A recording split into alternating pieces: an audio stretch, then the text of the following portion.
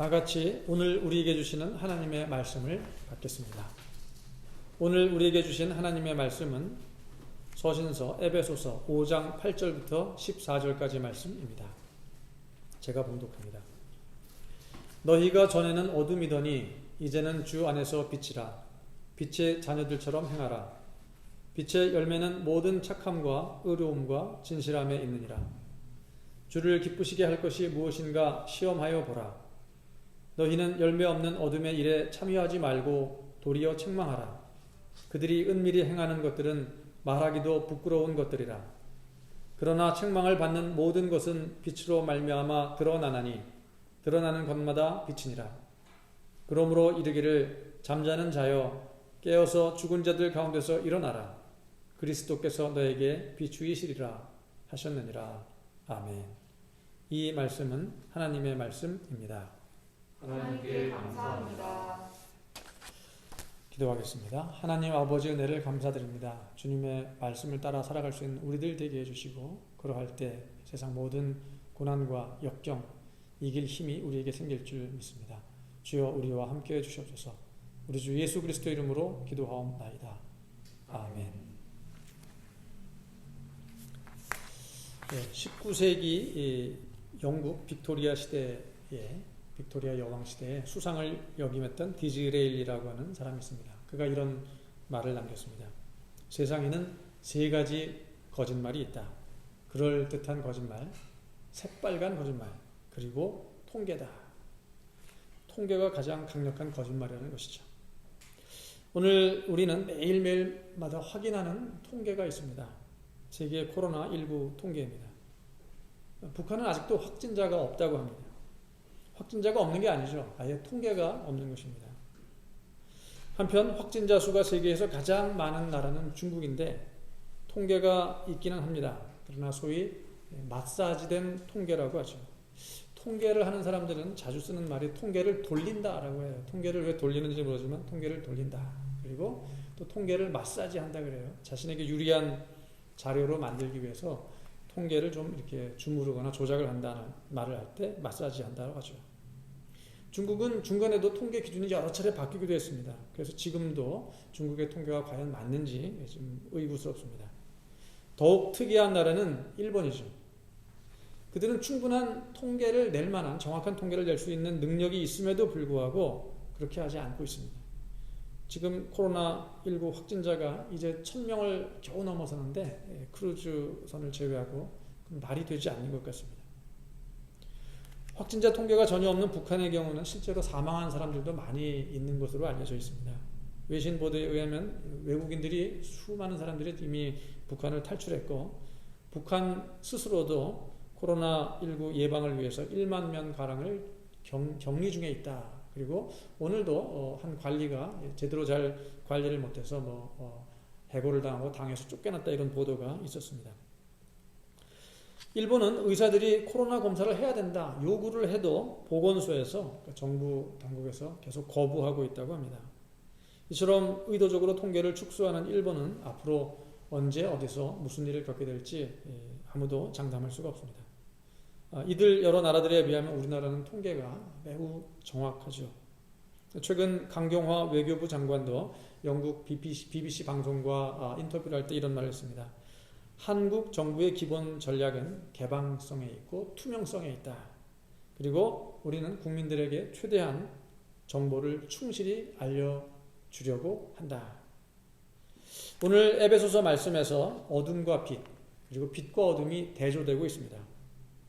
바울은 에베소서 독자들이 전에는 아예 어둠에 있었다. 너희들이 어둠이다 라고 얘기합니다. 그들은 이방인이었고 하나님을 알지 못하는 사람이었는데 그들의 존재는 어둠이었다라고 이야기를 하고 있습니다.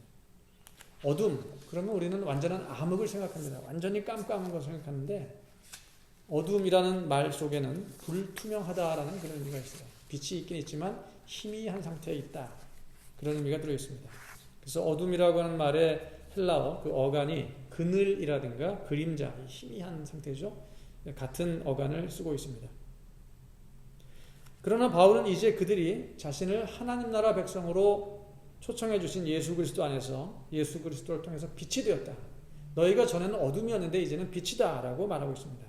따라서 오늘 8절 말씀은 이제 마땅히 너희들이 빛이 되었으므로 빛의 자녀로서 곧 하나님의 자녀로서 그에 합당한 행동을 취해야 한다라고 얘기하고 있습니다. 8절을 제가 읽어드립니다. 너희가 전에는 어둠이더니 이제는 주 안에서 빛이라 빛의 자녀들처럼 행하라 라고 말합니다.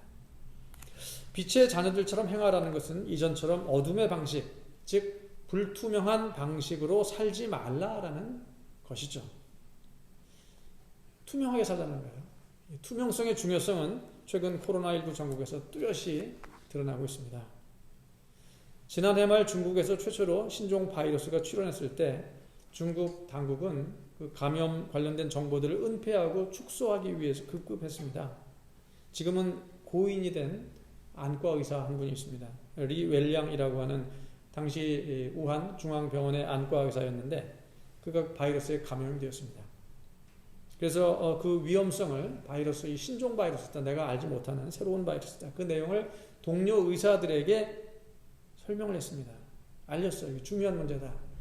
그러자 중국 공안 당국이 거짓 정보를 퍼뜨리지 말라 리 웰량을 붙잡아 갑니다. 그리고 각서를 쓰게 하고 이 없었던 일로 하도록 조치를 취했습니다.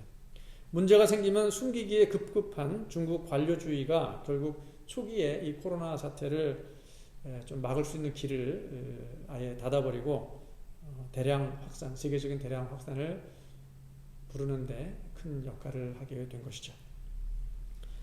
우리나라에서는 그런 일들을 사실 신천지가 했습니다. 신천지는 31번 확진자가 나온 후에도 이 사실을 내부에 알리지 않고 신도들에게 계속해서 2인 1조로 함께 다니면서 포교 활동을 하라고 지시했습니다. 국가에서 신천지 예배에 참석한 사람들에게 일일이 다 전화를 걸어서 확인을 했을 때에도 그 전화를 받지 말아라. 너희들이 신천지라는 것을 알리지 말라라고 내부 지시를 보냈고, 중국 우한에 지교회가 있죠. 신천지 지교회가 있습니다. 그런데도 없다. 그리고 거기 다녀온 사람도 없다라고 잡아뗐습니다. 한동안 신천지 명단과 시설도 제공하지 않았고, 그리고 나중에 제공한 것도 사실과 많이 다른 부분이 있고, 그것은 지금도 또 숨겨진 것이 계속 드러나고 있습니다. 자신이 신천지 신도임을 숨긴 간호사, 사실 나중에 확진자가 되었음에도 숨기고 계속 일을 했고, 또 보건소 공무원도 그런 일들을 하다가 나중에 확진자로 밝혀지고 나서야 모든 일이 드러난 그런 경우도 있었죠. 신천지가 이런 행동을 보인 것은 그들이 어둠에 속해 있기 때문에 그렇습니다. 신천지는 처음부터 투명한 게 하나도 없어요. 추수꾼이라고 불리는 신천지 전도대원들이 그들의 신분을 속이고 어느 날 교회를 찾아옵니다. 교회에서는 이제 새로운 사람이 왔다고 반기죠. 근데 그들은 교회를 무너뜨리기 위해서 잠입한 특수 요원들이거든요. 수단과 방법을 가리지 않고 그 교회를 무너뜨리고 교회에서 교인들을 데리고 신천지로 전도해 가는, 그것을 추수해 간다라고 해요. 그런 방식을 쓰고 있습니다. 그런데 신천지 관련된 여러 자료들을 보면은 그들이 선호하는 교회도 사실 투명하지 않은 일이 많은 그런 교회라고 합니다. 주로 그런 교회가 많다 그래요. 목회자의 비리가 있다거나 교회가 빚이 많아서 불안정한 상태에 있는 그런 교회, 지나치게 행사 중심적인 교회, 그리고 노회나 총회에 연결되지 않고 교회가 목회자 한 사람에 의해서 좌지우지되는 그런 교회들을 신천지가 선호한다고 합니다. 따라서 신천지를 방지하는 가장 좋은 방법은 건강한 교회가 되는 것이에요. 투명한 교회가 되고 또 공적인 교회가 되는 것입니다. 목회자의 도덕성, 그리고 교회 재정이 다 공개되고 민주적인 의사결정, 말씀이 살아있는 교회라면 신천지가 그 교회에 들어온다 하더라도 발붙일 곳이 없다는 것이죠. 이런 어둡고 불투명한 신천지 이단에 의해서 코로나19 사태가 국내에 초기에 널리 확산되게 되죠. 그럼에도 불구하고 우리나라에는 희망이 있습니다. 세계에서 가장 희망적인 나라, 지금 이 코로나 전국에서 바로 우리나라입니다. 왜냐하면 코로나 전국에 대처하는 정부 당국과 또 의료진의 그 자세가 워낙 투명하고 열성적이기 때문에 그렇습니다. 투명해요. 원래 빛이 있으면 어둠이 물러가는 법이죠. 그런데 빛의 강도가 중요합니다. 빛의 세기가 중요해요. 빛이 있어도 약하면 어둠이 여전히 남아 있습니다. 그게 바로 불투명한 상태죠. 예수님은 일찍이 마태복음 5장에서 너희는 세상의 빛이라, 그리고 이어서 산 위에 있는 동네가 숨겨지지 못할 것이요 라고 하셨습니다. 산 위에 있는 동네가 다 밝게 드러난다는 얘기는 예수님은 우리가 빛이 되되 밝은 빛, 제대로 된 빛이 되기를 원하셨다는 것이죠. 그저 흐리멍텅한 주변을 불확실한 상태로 만드는 약한 빛이 되기를 원하지 않으셨던 것입니다. 바울은 오늘 말씀 9절에서 빛 가운데 투명하게 사는 빛의 자녀들의 삶의 방식을 세 가지로 말하고 있습니다. 빛 가운데 사는 것이 어떤 것인가? 투명하게 사는 것이 어떤 것인가? 첫째, 그것은 착한 것이다. 선한 것을 말합니다. 선하게 사는 것. 그게 투명한 삶이다. 두 번째, 의로움입니다. 세 번째는 진실함, 진리 안에 사는 것입니다. 진리 안에 사는 사람들이 불투명하게 살 수가 없는 것이죠. 그리고 그것을 가리켜서 빛의 열매라고 말합니다. 즉 선하고 의롭고 진실하게 살 때 빛의 열매, 하나님 자녀로서의 열매를 맺게 된다라고 바울이 말하고 있습니다. 그런데 우리는 복잡한 일상 가운데 과연 무엇이 선한 것인가, 무엇이 의로운 것인가, 무엇이 진실한 삶인가에 대해서 쉽게 판단하기 어려울 때가 종종 있습니다. 어떻게 보면 쉬운데 또 그것을 매우 어려워하기도 해요. 가령 지금 한국 교회의 상황이 그렇습니다. 지금 한국 교회에 주어진 가장 큰 문제가 무엇인가? 교회가 이 시점에 계속 예배당에 모여서 주일 예배를 행할 것인가? 아니면 흩어져서 온라인 예배, 가정 예배를 할 것인가? 이게 매우 중요해요. 우리에게만 중요한 게 아니라 어저께도 국무총리 발표가 있었지만 매우 큰 관심을 가지고 종교인들이 특히 교회가 어떻게 하고 있는가 지켜보고 있는 것입니다. 어떤 교회들은 이번 코로나 전국에서 초기부터 과감하게 온라인 예배를 했습니다. 우리 교회가 그렇죠. 가정 예배를 또 도입하기도 했습니다.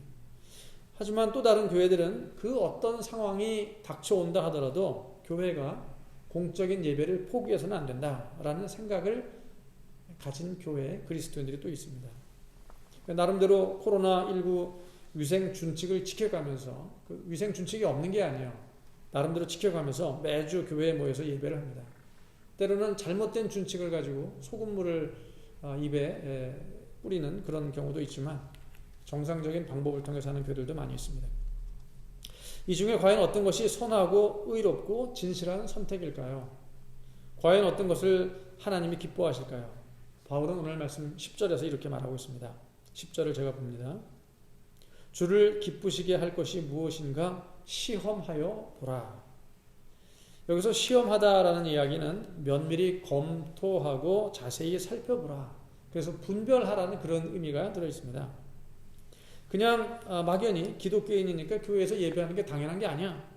이런 수준에 머물지 말고 지금 이 상황을 면밀히 분석을 해야 합니다. 지금 이 상황에서 기독교인이 함께 모여서 예배하는 것이 정말로 선한 일인가? 그것이 이웃을 향해 의롭고 그리고 하나님 앞에 진실한 일인가? 보다 깊이 신중하게 자세히 면밀히 검토해 보라는 것입니다. 그리고 나서 11절 말씀처럼 무엇이 과연 밝은 빛의 열매인가? 그리고 무엇이 열매 없는 어둠의 일인가를 잘 분별해야 한다는 것입니다. 지금 그런 일들을 교회가 해야죠. 그래서 그것이 열매 없는 어둠의 일이다 싶으면은 참여하지 말고 나와야 됩니다. 도리어 바울은 그런 일을 책망해야 한다라고까지 말하고 있습니다. 그렇습니다. 이런 과정을 충분히 거쳐서 교회가 공동체에서 결정을 내리기를 그래도 주일 예배를 해야 된다라고 했다면 할 수 없겠죠. 그것이 우리가 생각할 때는 주님이 기뻐하신 일이다. 그리고 이웃을 향해 선하고 의롭고 진실한 일이다. 최종 판단을 내렸다면 어쩔 수 없습니다. 주일 예배를 이전처럼 해야죠. 최선을 다해서 위생 준칙을 지켜가면서 해야죠. 그러나 만약 그렇게 해서 교회 안에 코로나19 확진자가 생긴다면 이후 국가로부터 조사를 받게 될 것입니다. 어떤 과정을 거쳐서 바이러스가 교회에 유입되었는지 그리고 그 모든 것은 만천하에 투명하게 다 드러날 것입니다. 지난 몇 주 동안 우리는 서울, 부산, 수원, 부천, 성남 등 전국 각지 여러 교회들을 통해서 그 과정들을 다 지켜보았습니다. 그리고 그로 인해 발생하는 부정적인 결과는 결코 한 교회가 감당할 수 있는 수준이 아니라는 것이에요. 그런 부정적인 결과, 부작용이 생기지 않으면 좋은데 생겼을 경우에는 정말로 감당할 수 없는, 교회가 감당할 수 없고 목회자가 감당할 수 없고 그리고 이웃에 대해서 큰 너무나 잘못을 범하는 것이 되기 때문에 큰 문제가 된다는 것이죠. 한편 주를 기쁘시게 하는 것이 무엇인가 정말 모르겠다. 선하고 의롭고 진실한 것이 무엇인가 이 상황에 구분이 안 된다 싶으면은 이웃에게 배울 필요도 있습니다. 한국 개신교회보다 100년은 더 오래된 가톨릭 교회의 경우 지난 2월 26일부터 결정했죠. 236년 한국 가톨릭 교회 역사상 처음으로 모든 성당 미사를 중단했습니다. 우리보다 훨씬 전통을 중요시하는 가톨릭 교회가 어떻게 이런 유연한 결정을 내릴 수 있었을까요? 간단합니다. 성당 미사가 중단되어도 온라인을 통해 또 가정에서 성도들의 자체 미사가 비록 불완전하기는 해도 중단되지 않는다. 왜 불완전하냐면 가톨릭에서는 예배에서 가장 중요한 것이 설교, 그들이 말하는 강론이 아닙니다. 그보다는 성찬식이에요. 이게 가장 중요합니다. 성찬식을 하려면 반드시 함께 모여야 되고 그리고 자체적으로 하면 안 됩니다. 신부가 주는 그 떡을 받아 먹어야 하기 때문에 이것이 없으면 불완전한 미사가 되죠. 그럼에도 불구하고 불완전하지만 미사는 중단되지 않는다라고 그들이 보았던 것입니다. 무엇보다 지금이 그렇게 하지 않으면 안 되는 비상 재난 시국이다라는 사실을 그들이 잘 알고 있었던 것이죠. 어쩌면 한국 교회는 깊은 잠에 빠져 있는지 모르겠습니다. 그렇기 때문에 이 초유의 재난 상황에서도 무엇이 주님을 기쁘게 하는 것인지 제대로 잘 모르는 겁니다. 잠자고 있습니다. 교회가 어떻게 해야 고난당하는 이웃에게 선하고 의롭고 진실하게 다가가는 것인가를 혼란스러워합니다. 어떤 길인지 잘 선택을 못하고 있는 것이죠. 비교를 해도 왜 나이트클럽에서 밤새 노는 사람들은 가만히 놔두고 교회에서 예배드리는 사람을 두고 뭐라 그러느냐에 비교를 하는 것입니다. 현실 감각이 한참 떨어져 있습니다. 성경은 깊은 잠에 빠진 것을 두고 종종 죽음에 비유하고 있습니다. 왜? 죽은 사람은 아무런 감각이 없기 때문에 그렇습니다. 그래서 바울은 죽은 자처럼 깊이 잠든 자들을 향해서 일어나라고 말합니다. 오늘 14절 말씀 제가 읽겠습니다. 14절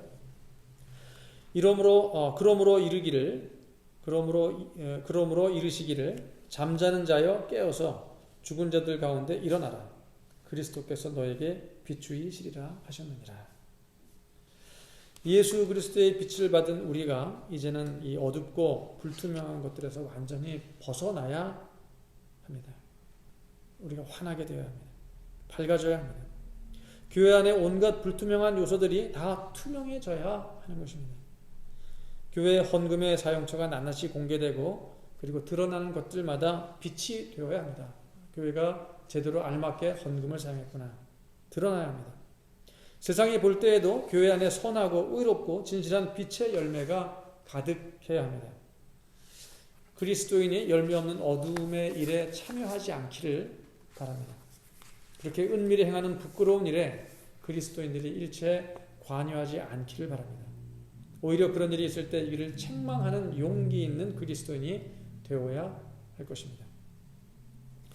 하지만 주의할 게 하나 있습니다. 오늘 말씀대로 투명한 것이 곧 선한 것이다. 투명한 것이 의로운 것이다. 투명한 것이 진실한 것이다. 라고 할 때 종종 오해하는 사람들이 있습니다. 투명한 것이 하나님이 기뻐하시는 빛의 열매라고 하면 사람들이 종종 착각합니다. 아, 투명한 건 무조건 좋구나. 근데 투명의 영역이 공적이어야 한다는 거예요. 모든 영역에서 다 100% 투명해야 한다는 게 아닙니다. 그건 착각이고요. 투명성이 요구되는 영역은 공적인 영역입니다. 사적인 영역에 속하는 프라이버시와 개인 정보는 자발적으로 이건 공개해도 돼. 내가 그냥 공개적으로 얘기했을 때 그때는 공개해도 되지만 그렇지 않을 경우에는 늘 보호되고 존중받아야 하는 것입니다. 그러니까 교회가 투명해야 한다면 성도들의 프라이버시 그리고 성도들의 개인 정보를 마구 공개하는 것은 절대 해서는 안 될 일입니다. 오히려 그것은 책망받을 일이고 불법적인 일입니다. 그 점을 우리가 주의해야 하는 것이죠. 근데 종종 그것을 잘 모르고 우리는 투명한 교회 하면서 개인적인 일들, 가족의 어려움들, 부모가 이혼했다, 우리 어머니가 좀 바람을 피운다, 이런 것들까지 소그룹 내에서 조용히 알 사람들만 알면서 같이 아픔을 나누면 되는데 그거를 공개적으로 방송을 한다거나 여기저기서 막 다른 교회 사람들이 알도록 하는 것은 절대 해서는 안 되는 일인데, 이런 투명성의 과잉, 이것으로 인해 가지고 좀 오해하는 경우가 없지 않은 것 같습니다. 그 부분은 반드시 주의를 해야 합니다. 세계는 지금 거의 제3차 대전을 치르는 분위기입니다. 곳곳에서 코로나19 희생자들이 급증하고 있습니다. 동시에 세계 경제도 급격히 무너져가고 있습니다. 나라마다 국경이 폐쇄되어 교역이 중단되고 공장이 멈춰섭니다. ILO라고 국제노동기구가 있죠. 올해 안에 일자리가 세계적으로 한 2,500만 개 이상이 줄어들 것이다. 그리고 근로소득도 수천조 원이 감소할 것이다 라고 하고 있습니다. 최근에 세계적인 증시에서 날아가 버린 시가총액이 조 단위가 아니라 경 단위라 그래요. 천문학적인 생각하기 어려운데요. 경이라고 아십니까? 수천조를 넘어서 경 단위의 금액이 증발해 버렸다라고 합니다. 미국의 트럼프 대통령도, 독일의 메르켈, 프랑스의 마크롱 대통령도 모두 자국이 전쟁을 치르고 있다. 지금 우리는 전쟁을 치르고 있다라고 선언한 바 있습니다. 그나마 감사하게도 우리나라에게는 소망이 있어요. 소망이 있다면 우리나라. 코로나19 전쟁에서 정부와 의료진과 국민 모두가 그 어느 나라보다 신속하고 투명하게 대처해 왔기 때문입니다. 하지만 조금도 안심할 수 없어요. 지금까지는 잘 해왔다 하더라도 앞으로 어떻게 될지 안심할 수 없습니다. 이 세계적으로 이 위기는 우리나라는 고비를 넘겼지만 세계적으로는 아직도 시작 단계에 불과하다는 것입니다. 길고 어두운 터널이 우리 앞에 놓여 있습니다. 이때 예수 그리스도 안에서 빛된 자로서 우리 그리스도인들의 역할이 중요합니다. 하지만 우리가 어떻게 이 암울한 상황 속에서 선하고 의롭고 진실한 삶, 빛의 자녀로서 투명한 삶을 살아갈 수 있을 것인가? 그게 우리 관건입니다. 주님, 사순절 네 번째 주일입니다. 우리에게 은혜 내려주시고 주님의 강력한 치유의 빛을 널리 비추어 주셔서 온 세상이 이 코로나 바이러스 전염병으로부터 구원받게 하여 주시옵소서. 함께 기도하는 시간을 갖겠습니다. 사순절 네 번째 주일인데요. 우리가 주님의 십자가를 묵상하며 주님의 고난을 묵상하며 몇 가지 기도를 했으면 좋겠습니다. 코로나 전국이 장기화되고 있습니다. 의료진 중에도 확진자들이 생기고 있고요. 많이 지쳐가고 있는 그런 상황이죠. 애쓰고 수고하는 이 땅의 의료인들, 우리 교회도 그런 분들이 많이 있지만 그분들을 위해서 지치지 않도록 끝까지 잘 싸울 수 있도록 기도해 주시기 바랍니다. 개학이 연기되어서 계속해서 이 큰 혼란에 빠져 있습니다. 학교, 교사, 학생들 모두 어찌할 바를 모르고 있습니다. 4월 6일에 과연 개학이 가능할 수 있는가? 가능할 수 있게 되기를, 놀라운 변화가 2주일 안에 일어날 수 있기를 함께 기도해 주셨으면 좋겠습니다. 또 한국 교회를 위해서 기도해 주십시오. 투명한 교회가 되도록, 상식이 있는 교회, 어두운 세상을 밝힐 수 있는 정말 제대로 빛이 된 교회가 되기를 위해서 기도해 주시기 바랍니다. 끝으로 세계 경제가 무너집니다. 회복될 수 있기를 정부가 특단의 조치를 내려서 가장 어려운 처지에 있는 사람들, 자영업자들, 중소상공업자들, 정말 노숙자 같은 그런 분들, 하루하루 생존하기 힘든 사람들에게 적절한 지원이 마련될 수 있기를 함께 기도해 주겠습니다. 같이 침묵으로 기도하시겠습니다.